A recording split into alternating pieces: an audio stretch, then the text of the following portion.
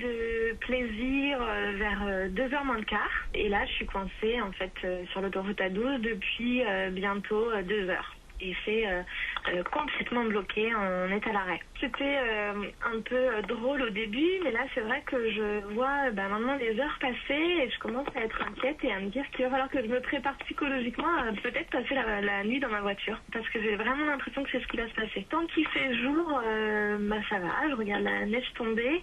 Je pense que ce sera déjà un petit peu plus compliqué dès qu'il va faire nuit. J'ai mon fils de 4 ans qui est sorti à 4h30 du centre de loisirs. Donc pour l'instant, il y a une voisine qui s'en occupe, mais ça va être un peu problématique. Il va falloir que je m'occupe de trouver un plan B. Ça fait 1 heure que je suis dans le bouchon, puis je pensais avoir assez d'essence pour sortir, puis voilà, je suis en plein dans la panade.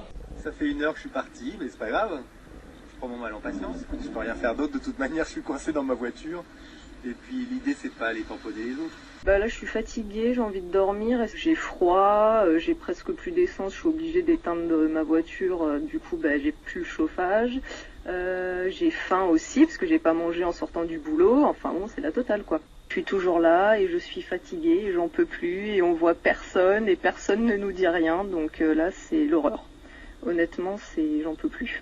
Surtout le fait de pas savoir quand est-ce que ça va se débloquer, en fait.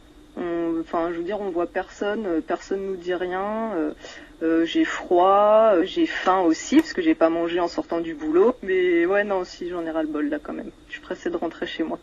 Moi ça va, je travaille pas le jeudi, donc je pourrais dormir, mais pour les autres qui bossent, effectivement, ça va être un peu compliqué. Parce qu'ils seront peut-être même pas rentrés chez eux pour reprendre la route dans l'autre sens, en fait.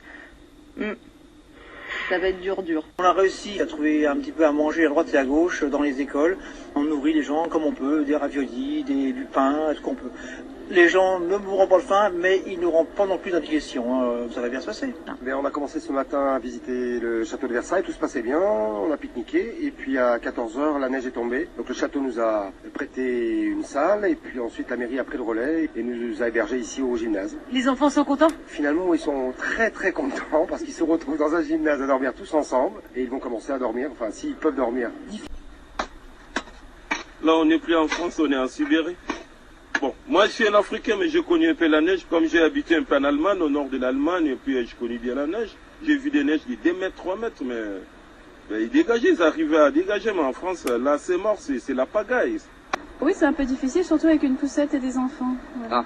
Je les ai laissés, donc c'était un peu dangereux, mais bon. Je suis équipé en conséquence avec des chaussures à crampons. Je vous vois être très prudent là. Ouais, parce que mes pompes glissent, attention. Vous avez vu des gens justement se prendre des gadins? Non, pas prendre des gadins, mais quelques personnes glissaient, oui, mais pas tomber réellement, quoi. J'ai glissé sur une plaque de verglas, que je me suis vu écrouler. Et voilà, c'est le résultat. 2 femmes qui se sont précipitées sur moi, qui m'ont soulevé. Ils m'ont apporté une chaise pour que je me puisse m'asseoir, en attendant que les pompiers arrivent. En voulant traverser la route, une chaussée très glissante et voilà, je suis tombée. J'ai voulu me rattraper sur le poignet et voilà, je suis tombée. Ça a gonflé énormément et j'attends maintenant de savoir ce que c'est exactement. Alors est-ce que c'est difficile de marcher aujourd'hui dans les rues parisiennes? Moi, je trouve pas. Je suis habituée à la course du Québec. Donc ça, vous êtes équipé pour? Oui, j'ai des bonnes bottes. Ouais, très bien équipée.